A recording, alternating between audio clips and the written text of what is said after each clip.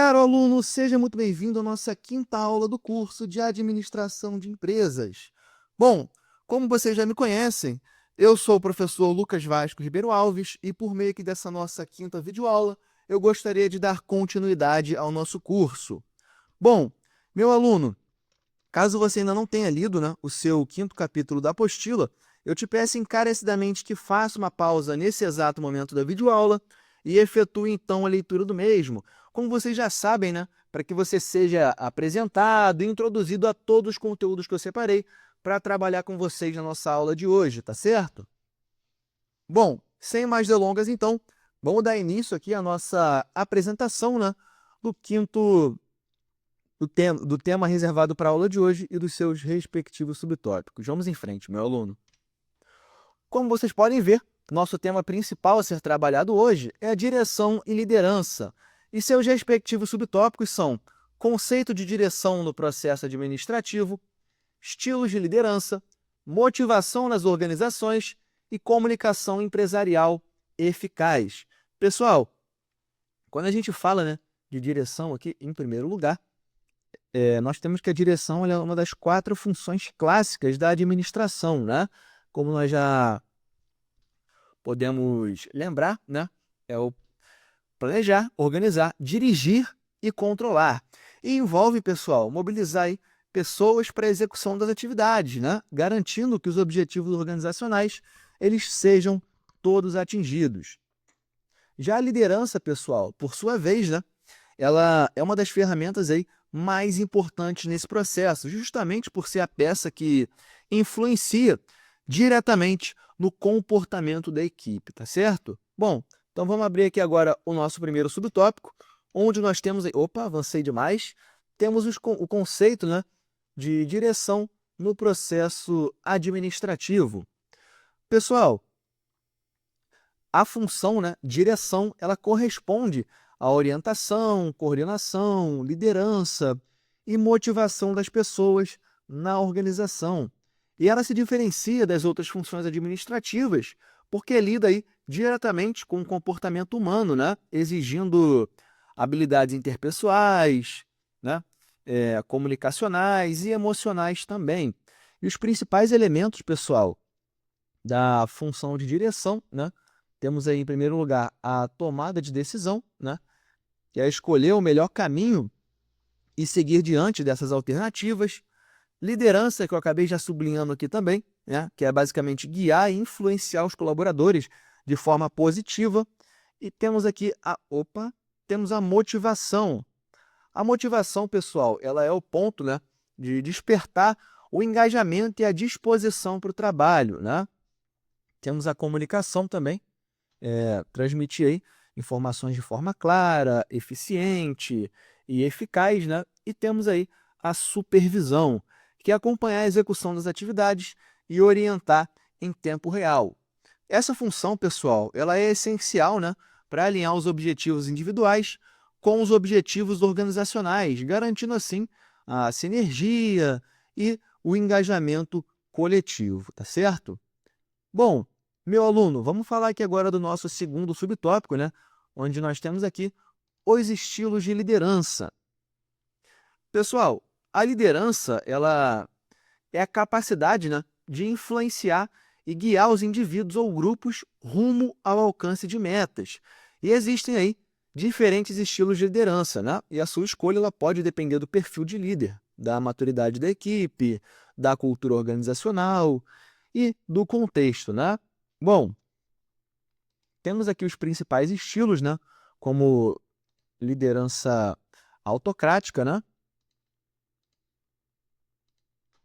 Em primeiro lugar, é basicamente onde o líder ele centraliza as decisões e exerce aí forte controle sobre o grupo, Funciona bem em algumas situações de emergência ou até mesmo com equipes mais inexperientes, A gente tem que levar em consideração também que essa liderança autocrática ela pode estar gerando aí uma desmotivação a longo prazo, Bom, temos a liderança democrática também, onde o líder ele compartilha algumas decisões com o grupo, estimula a participação e valoriza opiniões, Bom, promove engajamento, inovação e senso de pertencimento também, liderança democrática.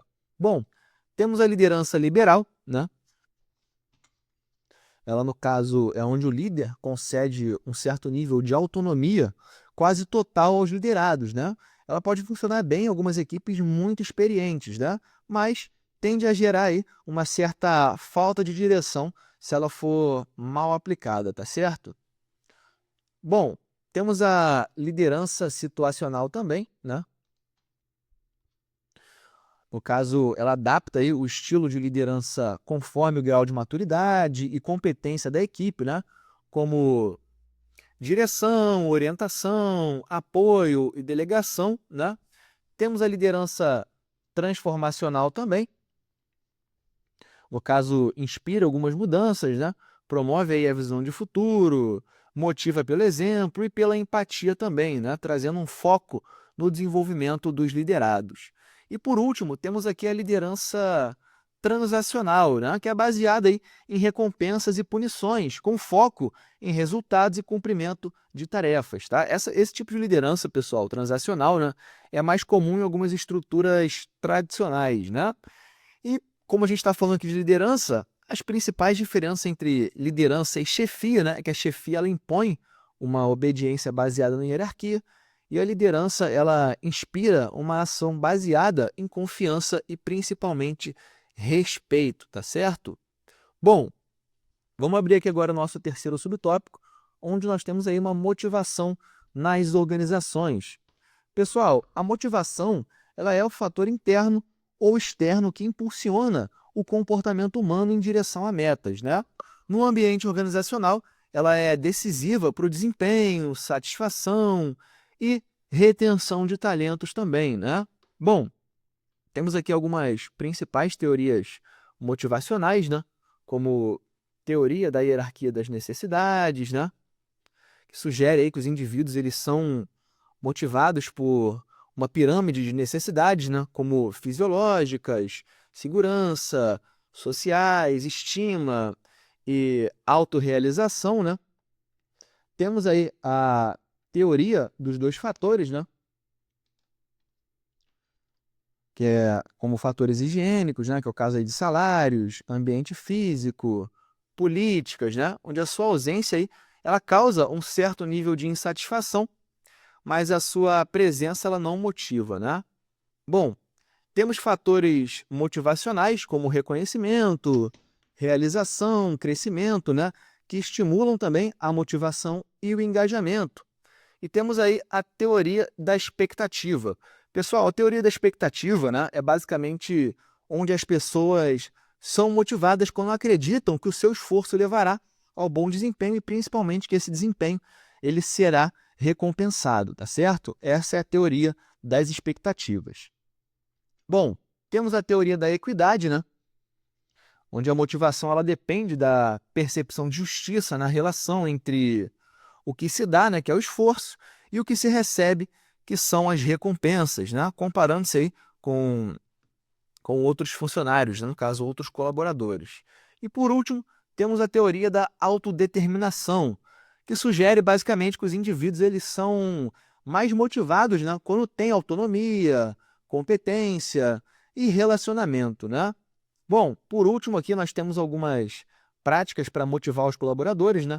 Como estabelecimento aí de metas claras e desafiadoras, reconhecimento e recompensa de desempenho, né?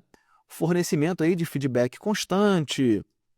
A gente pode citar também a criação de um ambiente de trabalho positivo e até mesmo o oferecimento de algumas oportunidades de crescimento e aprendizado, tá certo? Bom, abrindo aqui agora o nosso quarto e último subtópico da aula de hoje, temos a comunicação empresarial eficaz. Pessoal, a comunicação ela é o canal, né, por onde flui toda a direção e liderança na organização. E ela deve ser clara, objetiva, empática e adaptada, né, ao público-alvo. Algumas falhas aí de comunicação, elas são uma das principais causas de conflitos, né, retrabalhos e baixa produtividade nas empresas. Bom, temos aqui alguns tipos de comunicação organizacional, né? Como a comunicação formal, né? Que é estruturada, seguindo alguns canais oficiais, né? Como os relatórios, memos, reuniões. Temos a comunicação informal, né, que é espontânea, ocorrendo aí fora dos canais formais, como conversas informais, vertical, né, entre diferentes níveis hierárquicos, como nível superior e subordinado, horizontal, entre colaboradores do mesmo nível, e diagonal, né, entre setores ou hierarquias distintas, sem subordinação direta, né? Bom, a comunicação eficaz também, pessoal, ela requer aí uma clareza, né, evitando ambiguidades, objetividade, de certa forma, para ir direto ao ponto, né? Outro ponto importantíssimo para essa comunicação empresarial é a escuta ativa, né? Compreender aí antes de responder, pessoal. Sempre tá dando a oportunidade da outra pessoa falar, tá certo? Empatia também para reconhecer, né, o ponto de vista do outro e um feedback, né, para dar o retorno construtivo. Bom, meu aluno, esse foi o nosso conteúdo reservado para a aula de hoje. Mais uma vez, fico muito grato pela sua atenção até o presente momento. Vejo vocês na nossa próxima aula. Um forte abraço, meu aluno. Muito obrigado pela sua atenção mais uma vez.